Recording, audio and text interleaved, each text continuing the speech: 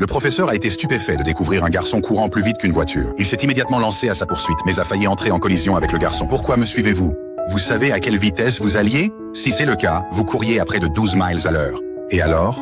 Le garçon ne comprenait pas ce que cela signifiait et a dit au professeur d'arrêter de le suivre. White est retourné à son bureau et a rassemblé les résultats de l'Ostras. Il a découvert que la vitesse du garçon pourrait le placer parmi les 10 meilleurs de tout l'État. Il a décidé de former une équipe de cross-country pour participer au championnat de l'État. White a organisé une petite course au sein de la classe. Il a rapidement recruté 7 membres, dont Thomas, le garçon qui a dépassé les voitures. L'entraînement a commencé. White a essayé de courir à leur côté, mais s'est vite retrouvé à bout de souffle. Mais pour ces étudiants qui couraient à l'école tous les jours, un tel entraînement était un jeu d'enfant. Bientôt, leur première course est arrivée.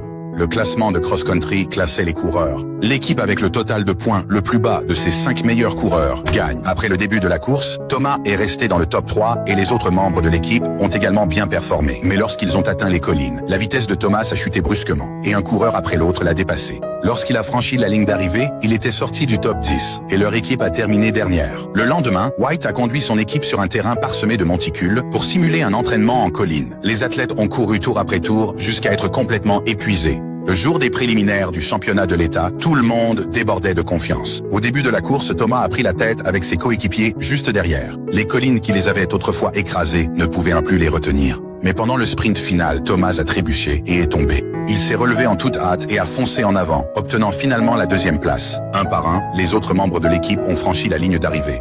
Heureusement, leur score total les a placés 4e, assurant une place en finale. Le jour de la finale, tous les habitants de la ville sont venus les encourager.